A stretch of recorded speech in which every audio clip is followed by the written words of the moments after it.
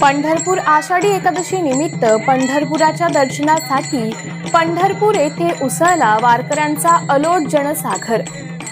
महाराष्ट्राची दक्षिण काशी म्हणून ओळखल्या जाणाऱ्या प्रसिद्ध तीर्थक्षेत्र पंढरपूर येथे आषाढी एकादशीची महापूजा मुख्यमंत्री यांच्या हस्ते करण्याची प्रथा असून या प्रथेप्रमाणे आज दिनांक 6 जुलै 2025 रोजी आषाढी एकादशी निमित्त पंढरपुराच्या पांडुरंगाची महापूजा पहाटे मुख्यमंत्री देवेंद्र फडणवीस यांच्या हस्ते पार पडली।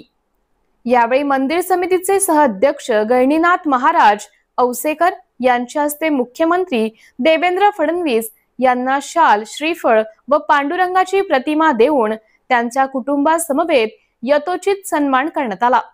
जगाच्या पाठीवर एकमेव अखंडपणे सर्व धर्म समभाव चालू असलेल्या पायी दिंडी सोहळा हा एकमेव सोहळा असून दक्षिण काशी म्हणून ओळखल्या जाणाऱ्या पंढरपूर येथे वारकऱ्यांसाठी संतपीठ स्थापन करण्याची मागणी गहिनीनाथ महाराज औसेकर यांनी मुख्यमंत्री देवेंद्र फडणवीस यांच्याकडे केली। तर दुसरीकडे पंढरपूर आषाढी पायी दिंडीचे योग्य नियोजन करून चांगल्या सुविधा उपलब्ध करून दिल्याबद्दल मंदिर समितीकडून मुख्यमंत्री देवेंद्र फडणवीस यांचे आभार व्यक्त करून अभिनंदन करण्यात आले। तर यावेळी मुख्यमंत्री देवेंद्र फडणवीस यांनी पांडुरंगाप्रती आपले भावना व्यक्त करताना काय म्हणाले पहा टीव्ही सह्याद्री न्यूजच्या या खास रिपोर्टमध्ये।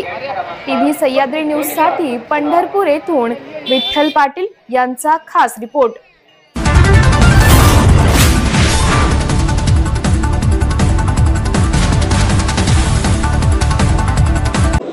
आज मला अतिशय आनंद आहे की आषाढी एकादशीच्या निमित्ताने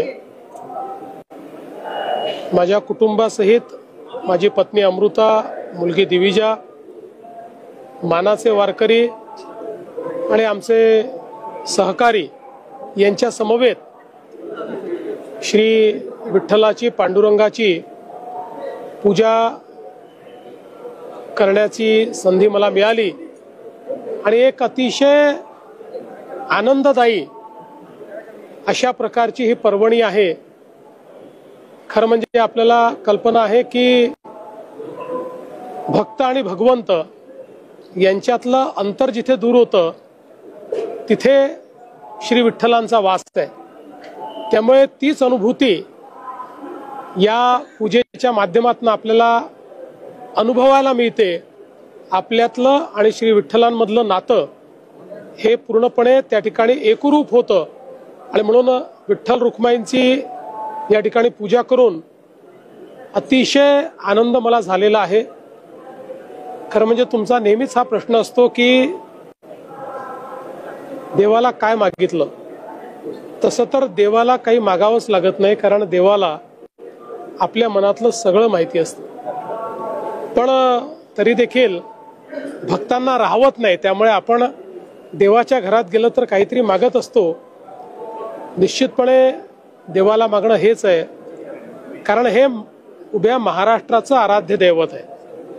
त्यामुळे महाराष्ट्राची काळजी घेणं हे माऊलींचंच काम आहे आणि म्हणून माऊलींनी महाराष्ट्राची काळजी घेण्याकरता आम्हाला शक्ती द्यावी आणि सन्मार्गाने चालण्याची सुबुद्धी द्यावी, अशा प्रकारचीच त्या ठिकाणी प्रार्थना केलेली आहे।